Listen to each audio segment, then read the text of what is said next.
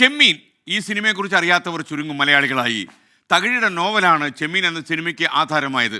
അത് ഈ ചെമ്മീൻ നോവൽ രാമു കാര്യായിട്ട് സിനിമയാക്കിയ സമയത്തുണ്ടായ ഒരു സംഭവമാണ് ഞാൻ പ്രേക്ഷകരുടെ ശ്രദ്ധയിൽ കൊണ്ടുവരുന്നത്.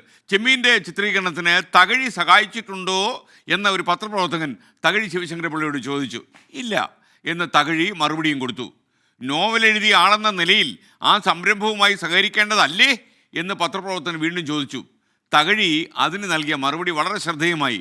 കൊള്ളാവുന്ന ഒരുത്തൻ്റെ കൂടെ മകളെ അയച്ചു കഴിഞ്ഞാൽ പിന്നെ അതിൻ്റെ പിന്നാലെ നമ്മൾ എന്തിനാ അന്വേഷിച്ചു പോകുന്നത് എന്ന് തകഴി തിരിച്ചു ചോദിച്ചു.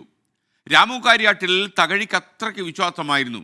രാമു കാര്യാട്ടുമായി സംസാരിച്ചപ്പോൾ തന്നെ നോവലിനോട് രാമുവിനുള്ള അടുപ്പം എനിക്ക് മനസ്സിലായി എന്നാണ് തകഴി അന്ന് പറഞ്ഞത്. അതിൽ ചിലപ്പോൾ തൻ്റെ ഇടപെടലുണ്ടായാൽ അത് രാമുവിൻ്റെ ദൃശ്യാവിഷ്കാരത്തെ ബാധിക്കാൻ സാധ്യതയുണ്ട്. അതെനിക്ക് അങ്ങനെ തോന്നിയത് കൊണ്ടാണ് ഞാനത് അന്വേഷിച്ചിട്ടേ ഇല്ല. കഴിവുള്ളവരെ കാര്യങ്ങൾ ഏൽപ്പിച്ചാൽ അതിൻ്റെ ഇടയിൽ കയറി ഇടപെടാതെ മാറി നിൽക്കുന്നതാണ് എപ്പോഴും നല്ലത്. പരമാവധി സ്വാതന്ത്ര്യം നൽകിയാലേ കൂടുതൽ ക്രിയേറ്റീവായി റിസൾട്ട് ഉണ്ടാകൂ എന്ന് പറയണം.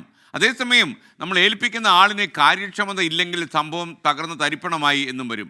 എന്തായാലും സുന്ദര സൃഷ്ടികൾ ഉണ്ടാകാൻ സ്വാതന്ത്ര്യം വേണം എന്നത് പരസ്യമായ ഒരു രഹസ്യമാണെന്ന് എല്ലാ പ്രിയപ്പെട്ട പ്രേക്ഷകരും ഓർമ്മിക്കുക. അപ്പോൾ നമ്മുടെ ഇത് തന്നെയാണ് ഈ നല്ലൊരു സന്ദേശം.